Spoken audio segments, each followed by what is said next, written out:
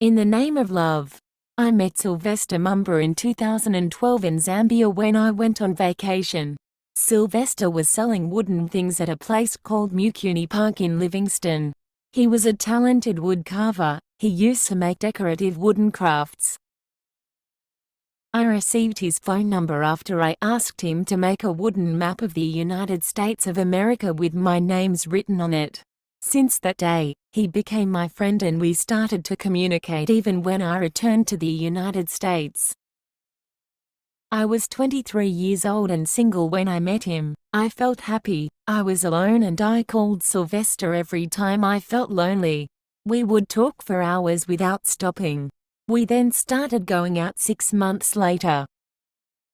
I saved just enough work as a host in a steakhouse, went to a travel agency, booked a plane ticket and was back to Zambia, but this time not to see Victoria Falls but to see Sylvester. The ticket cost $1,357 on the return trip. I stayed in Zambia for a month and we got married quickly. Then after the wedding, I left in Zambia. Back home in the United States, I paid an immigration lawyer to help me with the visa paperwork for Sylvester. Sylvester received a green card and so he arrived in the United States in May 2013. We did another wedding in the United States. We were so in love. Everything was fine in our marriage. I even helped him get a job at Target stores and helped him buy a car to make traveling easier. He slowly began to adapt to American culture and his improved English. He also met Zambians living in the United States and together they became a family.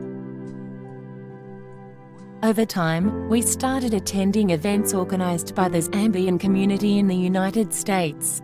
I was even there in Tampa, Florida, to support Zambia's national football team when they faced Japan, and after the football game there was a party where we interacted with football players and other people present. I attended many independence functions organized by the Zambian community in Atlanta.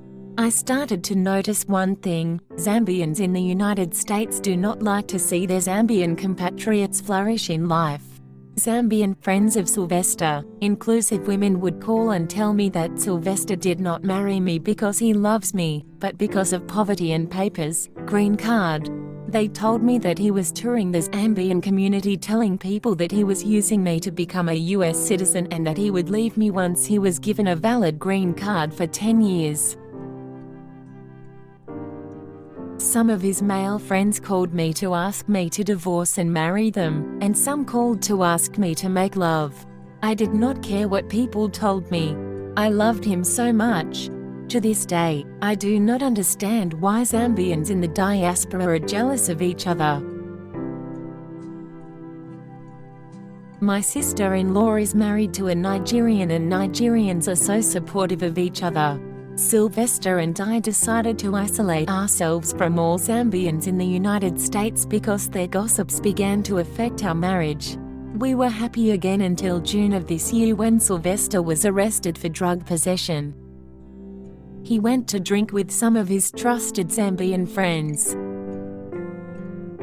After midnight, they all decided to call it a day.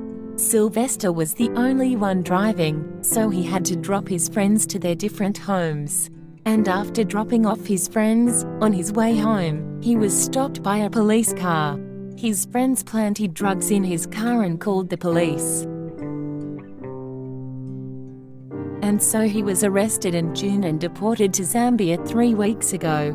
I tried to fight against his deportation for 4 months, but it could not work because you know that our immigration laws are now difficult because of our current president. People are deported for minor offenses. And the sad thing is that his friends have been asking me to go out with them since his arrest. Sylvester left the United States 3 weeks ago and on Friday, March 24, 2018, he committed suicide. Sylvester will be resting today in his parents' village in northern Zambia. I am so sorry. I am unable to travel to Zambia. My prayers and thoughts are with his family.